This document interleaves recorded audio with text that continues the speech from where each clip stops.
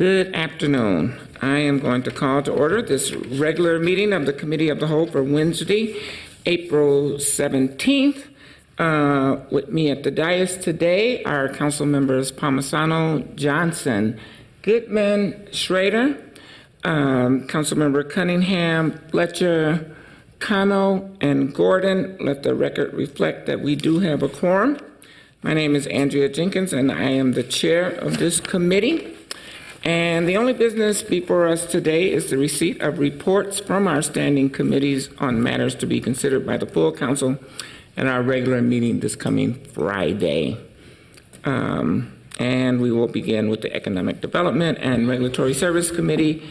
And that report is given by its chair, Councilmember Goodman. Thank you, Madam Vice President. I actually will ask Councilmember Ellison to give the report in committee since he chaired the committee during the last cycle, but given that he's not here, I'll go ahead and go through the items now. Yes, Item number one, items number 1, 2, 3, 4, 5, and 6 are all changes to existing licenses for Sunday sales. Item number 7 are the license approvals for liquor, and item number 8 are the liquor license renewals. Item number 9 are the gambling license approvals, and item number 10 are the gambling license renewals. Item 11 is our Minneapolis Pathways grant agreements. Item 12 is a contract amendment with Employ Milwaukee for employment and training services. Item number 13 is applications for our environmental grant funding round, the spring round. Item number 14 are contract amendments with the eligible providers through our workforce and training services contracts. And item number 15 was a presentation on our health hire employment and training program. With that, I'm happy to answer questions on items 1 through 15. Thank you, Councilmember Goodman. Are there any questions? Are there any questions? Seeing none, we will move to the Enterprise Committee, and that report will be given by Councilmember Palmisano. Thank you, Madam Chair. The Enterprise Committee submits 6 items for your consideration on Friday. Item number 1 is a contract to implement a financial portfolio management solution. This is part of CPED's replacement for MINS, is kind of a common way to consider this. Item number 2 is a contract with Arete Consulting for additional development services. Item number 3 is a contract amendment with SwiftReach for rapid notification. This is our phone deployment of notification across the city. Item number 4 is a contract amendment with Granicus for document hosting services. This includes things such as our GovDelivery system, and these things can be canceled at any time. Item number 5 is an agreement with the University of Minnesota for short-term use of university space. This is step 2 of 3 to make our interaction with the University of Minnesota and the city more seamless and better. Item number 6 is about expanding our current work and our current work group on sex trafficking to encompass things like labor trafficking. So this expanded the scope of our work at the city on what we do to combat commercial sex exploitation and human trafficking. We had a great long presentation from Shunu Sharithra, and other stakeholder groups were present. I'm happy to answer any questions. Thank you, Chair Palmisano. Are there any questions? Are there any questions? Seeing none, the next committee report is the Housing Policy and Development Committee. Chair Gordon.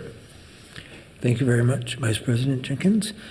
The Housing Policy and Development Committee is bringing forward 4 items for consideration on Friday. The first is the Lake Street Housing Phase 1 bond issuance. Second also has to do with the Lake Street Housing Project. That's at 410 West Lake Street, and this is the Phase 1 tax increment financing. The third item is authorizing submission of grants to the Metropolitan Council and their Livability Communities Demonstration Account Pre-Development Program. This is for the Upper Harbor Terminal Site Project. And the fourth item was moved forward without recommendation and would be consideration of a memorandum of understanding with Minneapolis Public Housing Authority relating to public housing subsidy conversions whenever city financial support is being used. I suspect that will be moved forward with recommendation on Friday by one of my colleagues. We're having a community meeting about that last issue tonight, and so we thought we'd gather that community input before we made a motion. Happy to take any questions on that. Are there questions for Chair Gordon? Any questions for Chair Gordon? Seeing none, the next committee report is the Public Safety and Emergency Management Committee, and that report will be given by Chair Connell. Thank you, Madam Vice President. And the committee brings two items forward for consideration. Item number 1 is a contract with Cellco Partnership, DBA Verizon Wireless, for safety cameras, which is authorizing a contract with them in the amount not to exceed $60,000 for the purchase of safety cameras for the downtown campus. And we have a Sexual Assault Awareness Month resolution. And those are the two items that I'd like to bring forward for our council for approval. Thank you, Councilmember Connell. Are there any questions? Before we move to the next committee report, I do want to mention that we've been joined by Councilmember Warsame, and we will hear the Transportation and Public Works Committee report from Councilmember Fletcher. Thank you, Chair Jenkins. The Transportation and Public Works Committee is bringing forward 10 items for the council's consideration. The first is a resurfacing project, and the second is a concrete rehabilitation project. Item number 3 is an agreement with the Minneapolis Park Board for a multi-use trail construction and maintenance. Item number 4 is gift acceptance from Green Minneapolis for revitalization of PV Plaza. Item number 5 is an agreement with BNSF over water main crossing over their tracks. Item number 6 is a contract amendment with Valley Paving for a street reconstruction project on the north side. Item number 7 is a contract amendment for PV Plaza construction project. Item number 8 is a contract amendment for the Fridley Lift Station improvements project. Item number 9 is a temporary construction easement with the Minneapolis Park Board related to the 10th Avenue Bridge reconstruction project. And item number 10 is a request for proposals for lime slaker replacement and storage upgrades. I'm happy to answer any questions. Thank you, Councilmember Fletcher. Are there any questions? Seeing none, the next committee report is the Ways and Means Committee, and its committee chair, Councilmember Warsame. Thank you, Madam Vice President. The Ways and Means Committee has 14 items to bring to the full council. Items number 1 and 2 are legal settlements. Item number 3 is a contract amendment with CoStar Realty Information. Item number 4 is a contract amendment with Minneapolis Downtown Council. Item number 5 is a bid for the Minneapolis Convention Center. Item number 6 is a bid for the Minneapolis Convention Center also. Item number 7 is a bid for the Public Service Building project. Item number 8 is a bid for the Public Service project. Item number 9 is also a bid for the Public Service project. Item number 10 needs to be removed because there needs some more work to be done, especially with civil rights, to look over the project.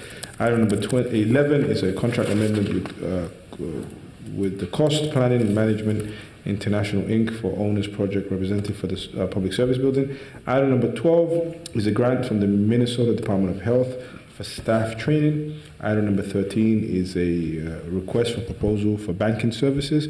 Item number 14 is a gift acceptance from the cities today for lodging and food related expenses for the 2020 city's urban mobility meeting.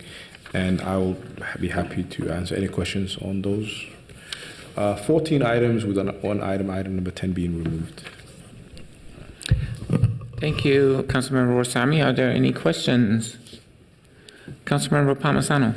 Madam Chair, I just wanted to make note of item number 15. That wasn't on the Enterprise Committee report that I read, but we did consider that and pass and refer that item, which is about the safety cameras, to Ways and Means. So I do anticipate that we'd be voting on that Friday as we adopt the agendas of the Enterprise and other committees. I just wanted to point out that I'm not sure why it wasn't on the Enterprise Committee agenda, but it is item number 15 on Ways and Means right now. So thanks. Thank you. Are there other comments or questions? Seeing none, the next committee report is the Zoning and Planning Committee, and that report will be given by Councilmember Schroeder. Thank you, Madam Chair. The Zoning and Planning Committee will have 5 items for approval on Friday. The first is the denial of a variance appeal at 2504 35th Avenue South. Second is also a denial of a variance appeal at 4012 through 4016 Minnehaha Avenue. The third is approving of a rezoning at 3811 Minnehaha Avenue. The fourth is approving of a rezoning at 1501 Johnson Street Northeast. And the final one is the granting of an appeal of a conditional use permit and site review for 4757 Hiawatha Avenue. I'll stand for questions. Thank you. Are there any questions? Are there any questions?